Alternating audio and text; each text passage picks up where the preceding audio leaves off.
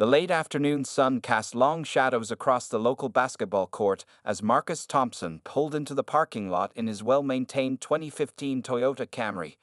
The 28-year-old Army Staff Sergeant checked his watch. 5:30 p.m., right on schedule for his daily basketball routine. He had been following this routine religiously since returning from his second tour 3 weeks ago, finding peace in the rhythmic bounce of the ball and the familiar swoosh of the net. Marcus stepped out of his car, his 6'2" athletic frame moving with the practiced grace of someone who had spent years maintaining peak physical condition. He wore simple black basketball shorts, a gray moisture-wicking t-shirt, and his favorite pair of Nike basketball shoes. Nothing flashy, just practical gear that got the job done. The only hint of his military background was the close-cropped haircut and the disciplined way he carried himself. The community basketball court wasn't anything special, just two full courts with slightly faded lines and chain-link nets that had seen better days. But to Marcus, it was a sanctuary. During his tours, he had often dreamed about this very court where he had learned to play as a teenager. The familiar cracked concrete and the graffiti-covered wool behind the hoops felt more like home than any other place in the city. As he approached the court, Marcus nodded to the regulars who were already there. There was old Mr. Jenkins watching from his usual bench, a former high school basketball coach who never missed an evening of court action. A group of teenagers were playing a casual game on one end, their backpacks and water bottles scattered along the sidelines.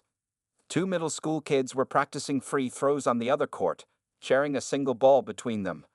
Marcus began his warm-up routine, the same one he'd developed during physical training in the Army. He started with light stretches, paying extra attention to his right knee that still occasionally bothered him from an old training injury. The familiar movements helped clear his mind, pushing away thoughts of his last deployment and the responsibilities waiting for him when he returned to active duty. Taking out his basketball from his gym bag, a Wilson NC double-A replica he'd bought his first day back, Marcus started with his dribbling drills. Left hand, right hand, crossover, between the legs. The repetitive motion was almost meditative. Some of the younger players paused their game to watch him, impressed by his controlled movements and focused expression. "Hey, Sergeant T," called out Darnell, one of the regular teenagers who frequented the court. "Want to join our 3-on-3 after you warm up?" Marcus smiled and gave a quick nod. He appreciated how the local kids had quickly accepted him into their basketball community, even giving him the nickname Sergeant T after learning about his military background. Unlike some of his fellow soldiers who struggled to readjust to civilian life during leave, Marcus found that basketball provided the perfect bridge between his military and civilian worlds. As he moved on to shooting practice, Marcus felt the familiar burn in his muscles and the satisfaction of each successful shot.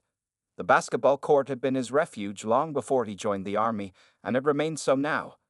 Here, he wasn't Staff Sergeant Thompson with all the responsibilities and expectations that came with the rank. Here, he was just Marcus, another player trying to perfect his jump shot. The evening breeze carried the sounds of the city, distant traffic, kids laughing in the nearby playground, and the constant rhythm of basketballs hitting concrete. Marcus settled into his groove, alternating between three-pointers and mid-range jumpers, each shot accompanied by the soft squeak of his shoes against the court surface. Little did Marcus know that this peaceful routine he had carved out for himself was about to be disrupted. The basketball court had always been a neutral ground, a place where the only conflicts were friendly competitions over games to 21. But today would be different. As he practiced his free throws, focusing on keeping his elbow tucked and following through with his wrist, he was completely unaware that in less than an hour, this familiar court would become the stage for a confrontation that would test both his military training and his character. The peaceful atmosphere at the basketball court shattered with the loud roar of motorcycle engines. 3 bikes, their exhausts deliberately modified to be as loud as possible, rounded the corner into the parking lot. The lead rider, a burly man known in the neighborhood as Rex, steered his black Harley-Davidson directly toward the court's entrance. His 2 companions, riding equally flashy motorcycles, followed closely behind. Rex stood out even among his fellow bikers. At around 6'4" and weighing close to 280 pounds, his massive frame was covered in tattoos that snaked up his neck and onto his shaved head. He wore a worn leather vest covered in patches, torn jeans, and heavy boots that announced his presence with each step. A thick chain hung from his belt loop, swaying menacingly as he walked. The teenagers playing their 3-on-3 game with Marcus immediately tensed up. They had seen Rex and his crew before, and those encounters never ended well. Old Mr. Jenkins slowly stood up from his bench, concern etched on his weathered face. The two middle school kids quickly grabbed their ball and backpacks, disappearing through the far gate without a word. Rex and his companions didn't park their bikes in the lot like normal people would. Instead, they rode directly onto the concrete surface of the court, their tires leaving dark rubber marks as they circled the playing area. The sound of their engines echoed off the surrounding buildings, making it impossible for anyone to continue their games or conversations. Well, Rex called out over the rumble of his idling engine, his voice carrying a mocking tone. Looks like we got ourselves a real nice game going on here. He revved his engine deliberately, causing one of the teenagers to miss his shot. His two friends laughed, the sound as harsh as their bike exhausts. The first of Rex's companions was a shorter man who went by the name Spike. His leather jacket was covered in metal studs, and a bandana wrapped around his head did little to hide his receding hairline. The other rider, known only as Tank, was almost as big as Rex but carried himself with a nervous energy that made him seem more unpredictable. Marcus continued his free throws, appearing unfazed by the interruption, though his military training had already kicked in. He was acutely aware of the bikers' positions, their body language, and the growing tension in the air. He noticed how Spike's right hand kept drifting to his back pocket, how Tank's eyes darted nervously between Rex and the court exits. The three bikers began weaving their motorcycles between the players, forcing the teenagers to stop their game entirely. One of the younger players, Darnell, nearly got clipped by Tank's bike as he tried to retrieve a loose ball. The boy jumped back, fear visible on his face. "You scared of a little bike, boy?" Tank taunted, venting his engine again. The other bikers joined in, creating a cacophony of noise that echoed around the court. Old Mr. Jenkins had seen enough. He started walking toward the court entrance, likely heading to call the police, but Rex quickly noticed. With surprising agility for his size, he maneuvered his bike to block the old man's path. "Going somewhere, old-timer?" Rex asked, his voice dripping with false politeness. "The fun's just getting started." The other players began gathering their belongings, shooting nervous glances at each other. They had seen this pattern before. Rex and his crew would show up, cause trouble, and eventually someone would get hurt or something would get broken. The court would be unusable for days afterward, covered in tire marks and whatever mess the bikers decided to leave behind. Throughout all this, Marcus maintained his composed demeanor, though his jaw had tightened slightly. He caught the basketball after it passed through the hoop and held it firmly, his eyes carefully tracking the bikers' movements. His military training had taught him to assess situations before acting, to understand the full scope of a threat before engaging. Right now, he could see this was more than just random harassment. Rex and his crew were deliberately trying to provoke a response. As the sun began to set, casting long shadows across the court, the tension continued to build. The peaceful evening had transformed into something far more dangerous, and everyone present could feel it. The only question was who would make the first move, and what would happen when they did. The moment that changed everything started with a simple shot. Darnell, gathering his courage despite the intimidating presence of the bikers, decided to take one last three-pointer before leaving the court. The ball had just left his fingers when Rex gunned his engine particularly hard, the sudden noise causing the young player to flinch. The ball sailed wide, bouncing toward the chain-link fence. Marcus watched as Darnell's shoulders slumped in disappointment. The boy had been working on his three-point shot all week, and Marcus had noticed real improvement. Now, seeing the teenager's confidence deflate under the biker's harassment, something shifted in Marcus's expression. His military training had taught him when to observe and when to act. This moment called for action.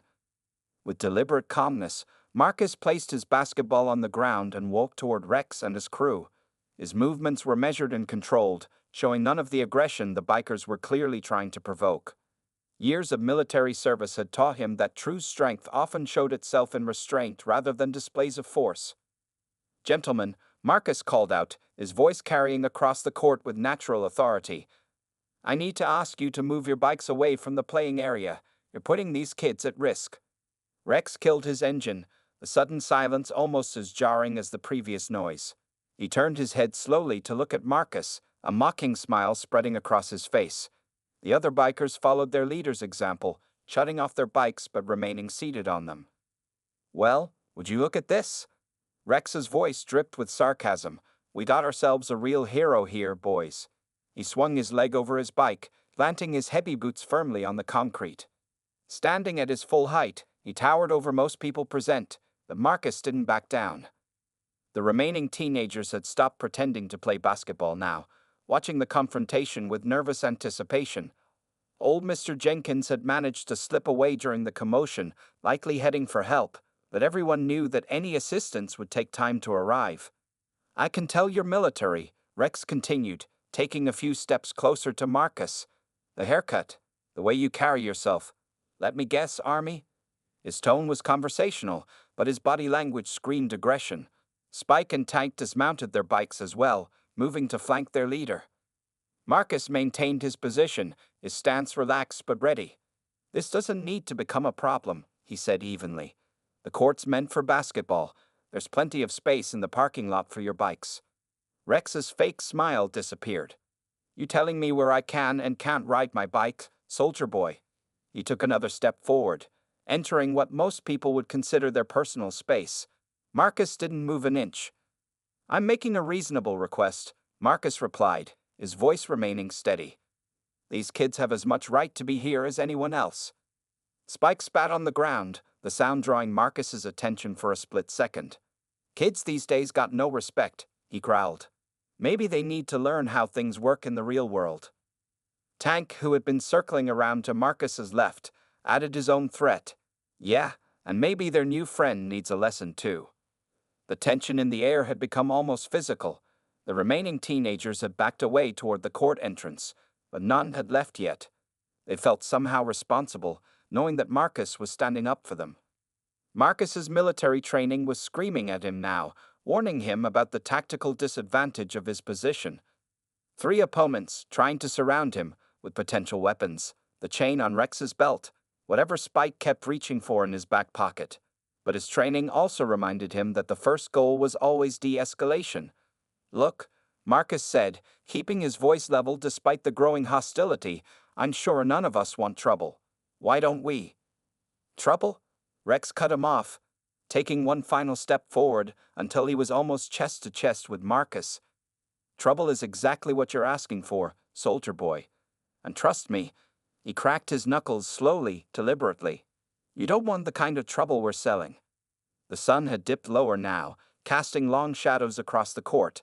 In the dimming light, the confrontation had taken on an almost surreal quality. The peaceful evening had transformed into something far more dangerous, and everyone present knew that the next few moments would determine exactly how the situation would play out. The basketball court had become a stage for an increasingly dangerous situation.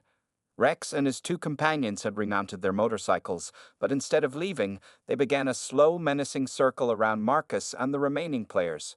The bikes moved like sharks circling their prey, their engines growling in the evening air. Marcus watched as more of the younger players began to leave.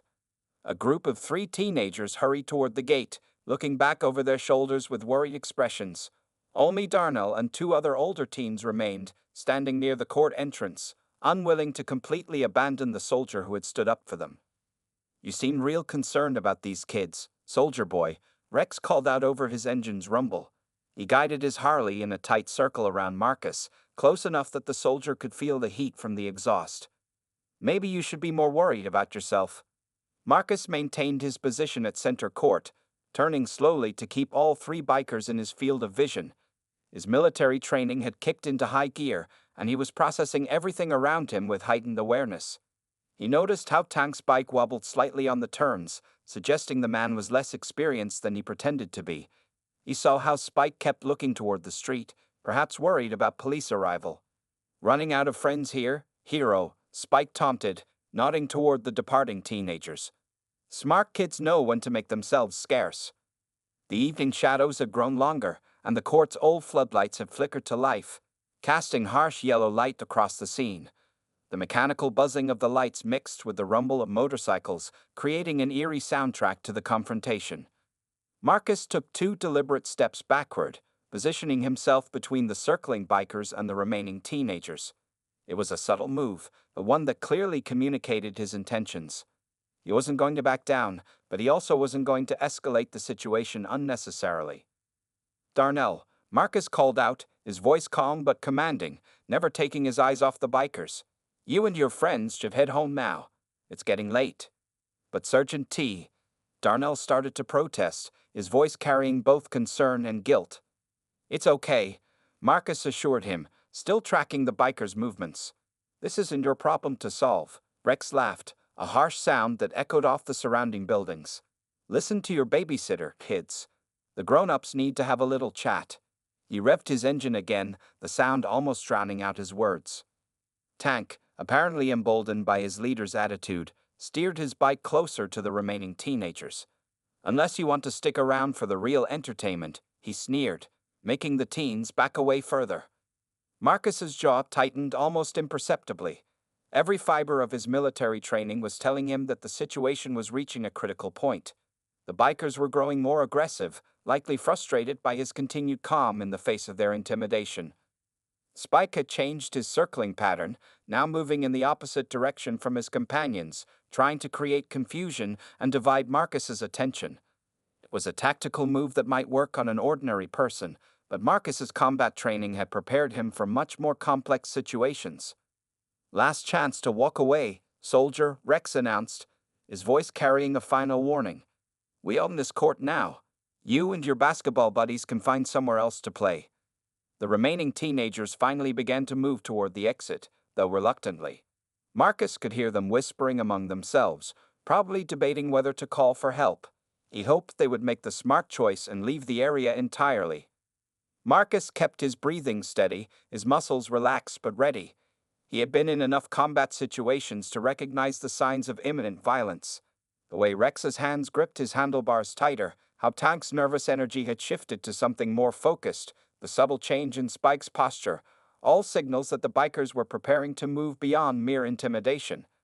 Under the harsh glare of the floodlights, the basketball court had transformed from a place of recreation into a potential battlefield. The evening breeze carried away the last echoes of bouncing basketballs and children's laughter, replacing them with the menacing growl of motorcycles and the growing tension of impending conflict. The harsh yellow floodlights cast multiple shadows across the basketball court as Rex finally killed his engine. The sudden silence felt heavy, broken only by the quiet idle of the other two motorcycles. With deliberate slowness, Rex dismounted his Harley, his heavy boots hitting the concrete with a solid thud that seemed to echo in the tense atmosphere. "You know what I think?" Rex said, rolling his shoulders as he walked toward Marcus. "I think you military types just can't help yourselves. Always gotta be the hero, right?" He stopped about 10 feet from Marcus, his massive frame casting a long shadow across the court. Marcus remained still, his posture relaxed but alert. His eyes tracked not just Rex, but also the movements of Spike and Tank, who had positioned their bikes to form a triangle around him. It was a tactical move, one that Marcus recognized from his combat training, designed to limit an opponent's escape options. "This isn't about being a hero," Marcus responded evenly. "This is about respecting a public space that everyone has a right to use." His voice carried across the court clearly, showing neither fear nor aggression. Spike cut his engine next, the sound of his boots scraping against the concrete as he dismounted. "Listen to him, Rex," he sneered, moving to his leader's right side, "giving us a lecture about rights and respect." His hand was still hovering near his back pocket, a detail Marcus hadn't forgotten. Tank followed suit, shutting down his motorcycle but staying closer to it than the others. His nervous energy had evolved into something more focused, more dangerous. He had positioned himself to Marcus's left, completing the triangle formation. "You know what I respect?" Rex took another step forward, closing the distance between himself and Marcus. "Power, and right now, soldier boy, you're outnumbered 3-1. He cracked his knuckles, the sound sharp in the evening air. Marcus shifted his weight slightly, adjusting his stance. His military training had prepared him for situations exactly like this: multiple opponents, hostile intent, civilian safety concerns. He noticed the remaining teenagers had finally backed away to the street, phones in hand. Good, help would be coming. "Numbers don't always tell the whole story," Marcus replied calmly. His eyes never stopped moving, tracking each potential threat. He noticed how Spike favored his left leg slightly, how Tank's stance was unstable, how Rex's size made him powerful but potentially slow. Rex's face darkened at the implied challenge. "Oh, you're one of those guys, huh? Think your fancy military training makes you tough?" He took another step forward, now well within striking distance. "Let me tell you something about the real world, soldier." Marcus could smell the leather from Rex's vest, mixed with motorcycle exhaust and something stronger, alcohol. That explained some of the aggression, and it made the situation even more dangerous. Drunk opponents were unpredictable opponents. Tank had started moving closer as well, trying to get behind Marcus. "Maybe we should show him how we handle tough guys around here, Rex," he suggested, his voice carrying a hint of eagerness that masked his underlying nervousness. The evening had grown darker, and the floodlights created harsh contrasts across the court. Basketball nets swayed gently in the breeze, their chains rattling softly, providing an almost musical backdrop to the tense standoff. "Last chance," Rex growled, now close enough that Marcus could see the various faded tattoos on his neck. "Walk away now, or we're gonna have to teach you a lesson about respecting our territory." Marcus remained motionless, but every muscle in his body was ready. He could feel the situation reaching its breaking point.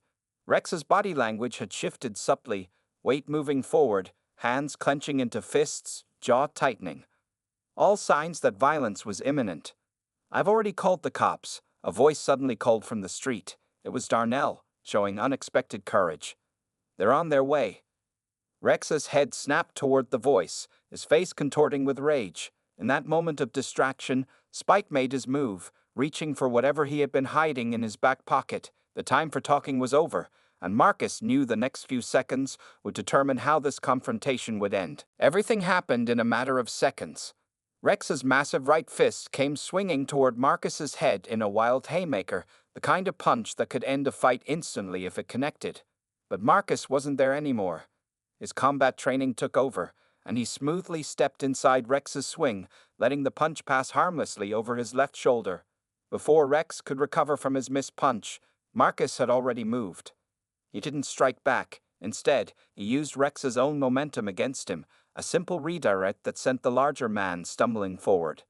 It was the kind of defensive technique that Marcus had practiced countless times during his military training, designed to neutralize a threat without causing serious harm. "Get him!" Rex roared from his off-balance position, and his two companions sprang into action.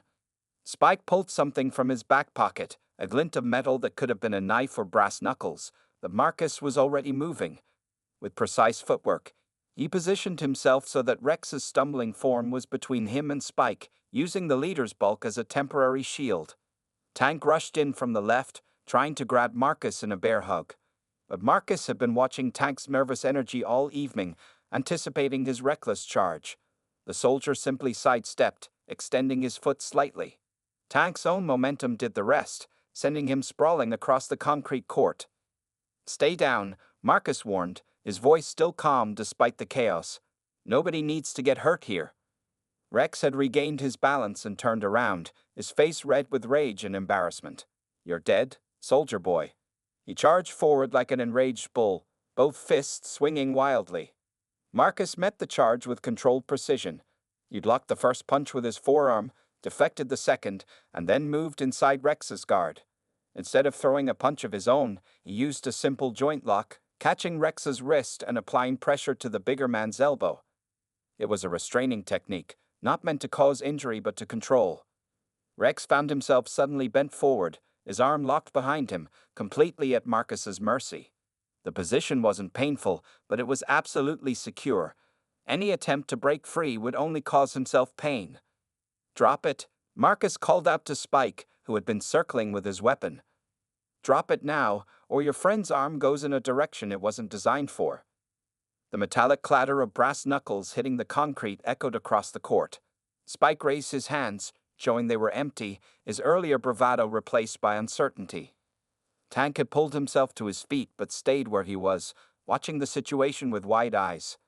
The nervous energy that had characterized him all evening had transformed into obvious fear. "Here's what's going to happen," Marcus said, his voice carrying the authority of someone used to giving orders in tense situations. "I'm going to let you go, Rex. You and your friends are going to get on your bikes and leave. The court stays a safe place for everyone. Understood? Rex struggled briefly, but the joint lock held firm. Marcus applied slightly more pressure, not enough to cause damage, just enough to remind the bigger man of his vulnerable position. Understood? Marcus repeated, his tone making it clear this was Rex's best option. Yeah, I understand. Rex finally growled through clenched teeth.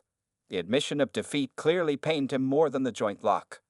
Marcus released his hold smoothly, stepping back to give Rex space but remaining ready for any last-minute retaliation. Rex straightened up slowly, rotating his shoulder and glaring at Marcus with a mixture of hatred and newfound respect. The entire confrontation had lasted less than a minute. Not a single punch had landed. No one was injured, but the balance of power had shifted completely. The three bikers who had arrived with such intimidating presence now looked uncertain, diminished.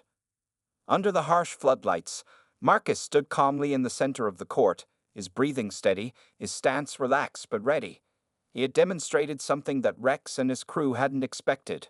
That true strength often lies not in the ability to cause harm, but in the capacity to end a conflict without it. The sound of approaching sirens filled the evening air as two police cruisers pulled into the basketball court's parking lot, their red and blue lights painting the scene in alternating colors. Old Mr. Jenkins sat in the passenger seat of the lead car, pointing toward the court where Marcus still stood, facing the three bikers. Officer Sarah Rodriguez was the first to step out, her hand resting casually on her holster as she assessed the situation. Behind her, three more officers emerged from the vehicles, spreading out to secure the area. The teenagers who had stayed to watch from a safe distance, Darnell and his friends, quickly approached the officers, eager to explain what had happened. "Everyone stay where you are," Officer Rodriguez called out, her experienced eyes taking in the scene. Three bikers, their motorcycles parked haphazardly on the court, and a single man in athletic wear standing calmly in the center. She noticed the brass knuckles lying on the concrete, glinting under the floodlights. Rex, still rubbing his shoulder where Marcus had applied the joint lock, turned toward the officers with a scowl. "These cops are gonna hear about how you assaulted us," he threatened under his breath, but there was little conviction in his voice. "Officers," Marcus called out, keeping his hands visible and his voice steady. "I'm Staff Sergeant Marcus Thompson, U.S. Army. I can provide my military ID." He made no sudden movements as Officer Rodriguez approached. The second officer, a veteran cop named Bill Martinez, was already talking to the teenagers.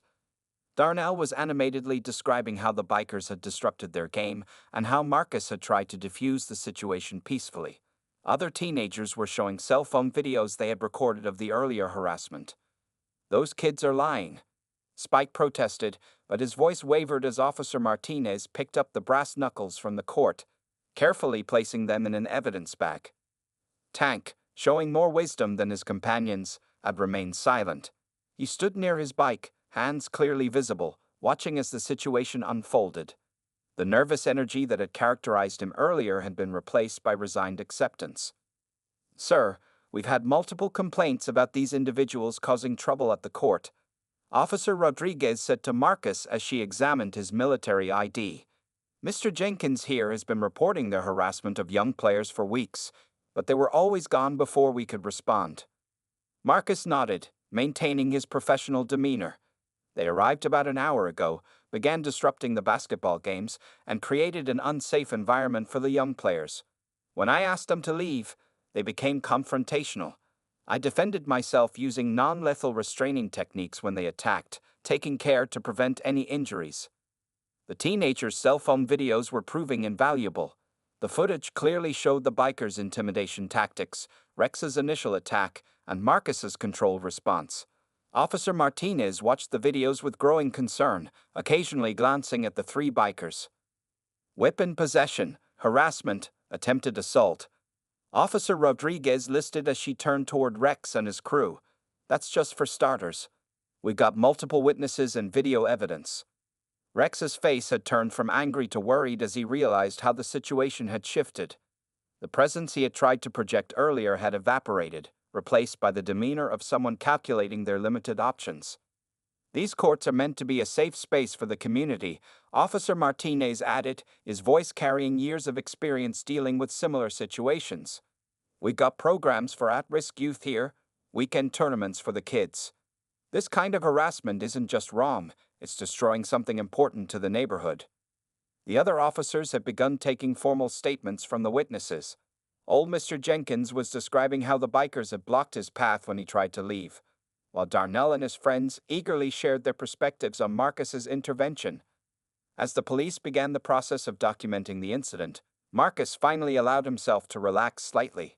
The tension that had built up over the past hour began to dissipate, replaced by a sense of satisfaction that he had handled the situation as his military training had prepared him to do, with minimum force and maximum effectiveness. The floodlights continued to illuminate the court, but now they shone on a scene of proper law enforcement rather than intimidation. The evening had transformed from a potential tragedy into a moment of community triumph over bullying and harassment. 2 weeks had passed since the confrontation at the basketball court, and the changes were remarkable.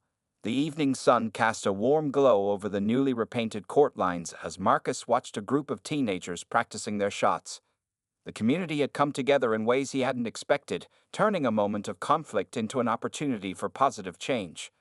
Officer Rodriguez had kept her word.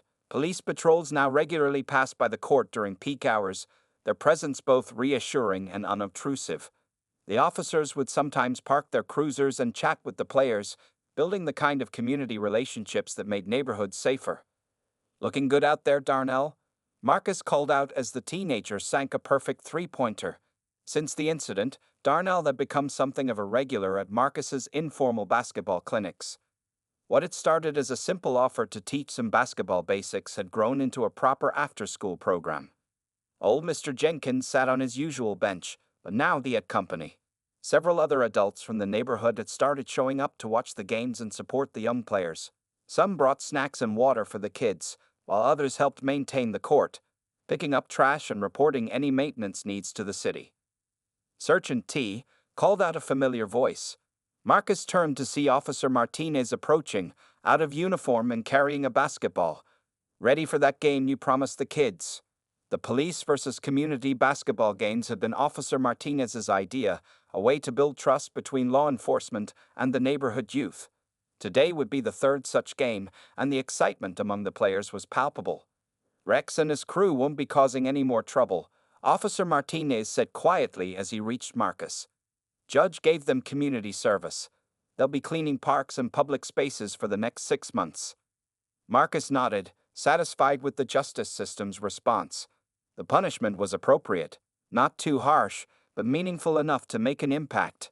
He had heard that Rex had even apologized to some of the younger players he had frightened, though Marcus hadn't witnessed this himself. The court itself had undergone a transformation.